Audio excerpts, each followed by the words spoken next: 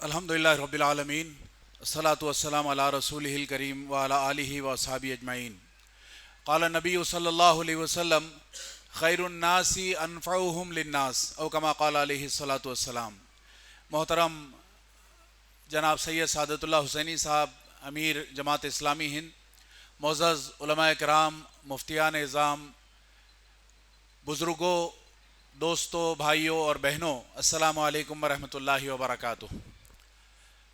ملت اسلامیہ کی خصوصاً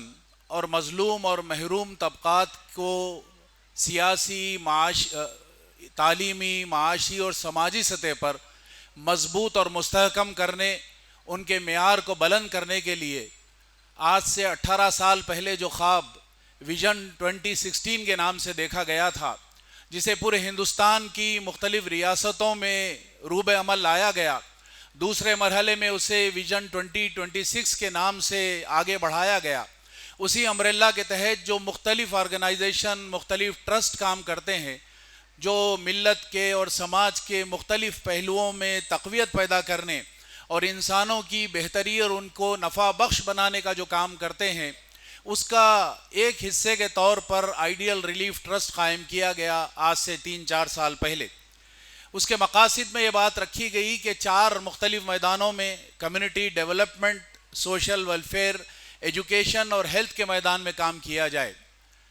یہ ہم اچھی طرح جانتے ہیں کہ یہ وہ میدان ہے کہ جس میں کام کرنے سے امت کو ہم قوی بنا سکتے ہیں، با اثر بنا سکتے ہیں، اور امت کا جو اصل مقصد ہے اللہ کے دین کے کلمے کو بلند کرنا اور اس کو قائم کرنا، اس کے لیے تیار کرنے کے لیے بھی ضروری ہے کہ امت انسانیت کے لیے نفع بخش بنے۔ اسی سلسلے میں رمضان کے پروجیکٹس ہوں یا قربانی کے پروجیکٹس ہوں، عیدین کے موقع پر لوگوں کو ساتھ لے کر چلنا اور ان کی مدد کرنا اور ان کو ساتھ اٹھانے کا معاملہ ہو، ائمہ کی تربیت اور ان کی رہنمائی اور ان کو دین اور دنیا کی رہنمائی کے لیے تیار کرنے کے لیے ورکشاپ اور ٹریننگ کے معاملات ہوں، یہ تمام پروجیکٹس کو ہندوستان کے مختلف مقامات پر خصوصاً شمالی ہند میں زیادہ فوکس کے ساتھ، زیادہ توجہ کے ساتھ روب عمل لایا جاتا ہے۔ اس میں ایک اہم ترین جو پروجیکٹ یا ایک اہم ترین پہلو ہے وہ ہے کمیونٹی سینٹرز کا قیام،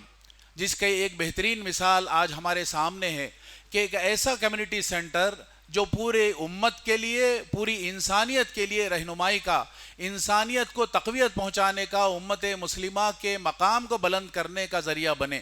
جہاں سب سے اہم یہ کہ اللہ تعالیٰ کی عبادت کے لیے، نمازوں کے لیے مقام فراہم کیا جائے، مصلی اور مسجد قائم کی جائے، وہیں پر مختلف پروجیکٹس اور مختلف ایسی ایکٹیویٹیز کی جائیں کہ جس کے ذریعے سے خواتین کو ایمپاور کیا جا سکے، کمزور مسلمانوں کے لیے رہنمائی دی جا سکے، اور ان کی تربیت اور ٹریننگ کے ذریعے سے ان کو قوی اور مضبوط بنانے کی کوشش کی جائے۔ الحمدللہ ہندوستان کے تمام مقامات پر، اور جیسا میں نے کہا خصوصاً شمالی ہند میں، یہ پروجیکٹس، چھوٹے اور بڑے پروجیکٹس کو روب عمل لایا جا رہا ہے کہ جہاں جہاں مسلمان موجود ہے وہاں پر اس قسم کے سینٹرز قائم کیے جائیں، خصوصاً دیہاتوں میں، قصبات میں، چھوٹے شہروں میں اس چیز کو فوکس کیا جا رہا ہے، جس کی ایک بہترین مثال آج یہاں آپ کی اپنی بستی میں، آپ کے اپنے شہر میں قائم کی گئی، جس کا آج افتتاح عمل میں آیا ہے عصر کی نماز کے ساتھ۔ مقصد یہی ہے کہ یہاں اس بستی میں جو لوگ موجود ہیں، خواتین ہوں، بچے ہوں، بوڑھے ہوں، جوان ہوں، ان کی رہنمائی کی جائے،